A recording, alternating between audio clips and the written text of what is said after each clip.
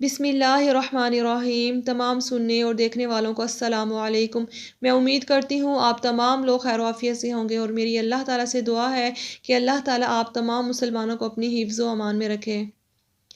میرے پیارے دوستو، آج کی اس ویڈیو میں بات کروں گی باجماعت نماز کے فوائد۔ اگر آپ لوگ بھی باجماعت نماز کے فوائد جاننا چاہتے ہیں تو میری آپ لوگوں سے گزارش ہے کہ میری اس ویڈیو کو آخر تک ضرور دیکھیے گا، اور اگر آپ لوگوں نے میرے چینل انسپریشنل اسلام کو سبسکرائب نہیں کیا تو میرے چینل کو سبسکرائب کر دیں، اور ساتھ ہی لگی بیل آئیکن کو بھی پریس کر دیں تاکہ میری آنے والی ہر نئی ویڈیو کی نوٹیفیکیشن آپ لوگوں کو سب سے پہلے مل سکے۔ میرے پیارے دوستو، جماعت کی فضیلت احادیث میں بہت زیادہ بیان کی گئی ہے۔ آپ صلی اللہ علیہ وآلہ وسلم نے فرمایا کہ تنہا نماز پڑھنے سے ایک آدمی کے ساتھ نماز پڑھنا بہت بہتر ہے، اور دو آدمیوں کے ساتھ اور بھی زیادہ بہتر ہے، اور جس قدر زیادہ جماعت ہو اسی قدر اللہ تعالیٰ کو بہت پسند ہے۔ آپ صلی اللہ علیہ وآلہ وسلم نے فرمایا کہ کسی آبادی یا جنگل میں 3 مسلمان ہوں اور جماعت سے نماز نہ پڑھیں تو بے شک ان پر شیطان غالب ہو جائے گا۔ بس جماعت کو اپنے اوپر لازم سمجھ لو۔ دیکھو، بھیڑیا اسی بکری کو کھاتا ہے جو اپنے گلے سے الگ ہو گئی۔ میرے پیارے دوستو، باجماعت نماز کے بہت زیادہ فائدے اور حکمتیں ہیں۔ نمبر 1، مذہب میں ہر قسم کے لوگ ہوتے ہیں، جاہل بھی، عالم بھی، لہٰذا یہ بڑی مصلحت کی بات ہے کہ سب لوگ جمع ہو کر ایک دوسرے کے سامنے اس عبادت کو ادا کریں۔ اگر کسی سے کچھ غلطی ہو جائے تو دوسرا اسے تعلیم دے۔ گویا اللہ تعالیٰ کی عبادت ایک زیور ہوئی کہ تمام پرکھنے والے اسے دیکھتے ہیں، جو خرابی اس میں ہوتی ہے بتلا دیتے ہیں، اور جو عمدگی ہوتی ہے اسے پسند کرتے ہیں۔ بس یہ ایک عمدہ ذریعہ نماز کی تکمیل کا ہوگا۔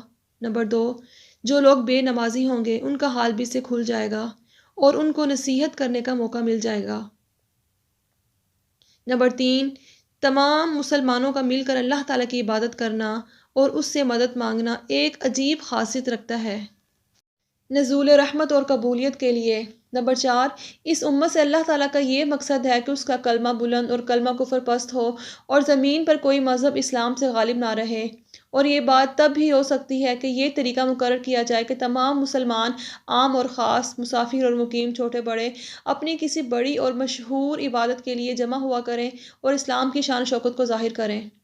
نمبر 5، جماعت میں یہ بھی فائدہ ہے کہ تمام مسلمانوں کو ایک دوسرے کے حال پر اطلاع ہوتی رہے گی اور ایک دوسرے کے درد و مصیبت میں شریک ہو سکیں گے، جس سے دینی اخوت اور ایمانی محبت کا پورا اظہار ہو سکے گا، جو اس شریعت کا ایک بہت بڑا مقصد ہے، اور جس کی تاکید اور فضیلت جا بجا قرآن عظیم اور حدیث نبوی صلی اللہ علیہ وآلہ وسلم میں بیان فرمائی گئی ہے۔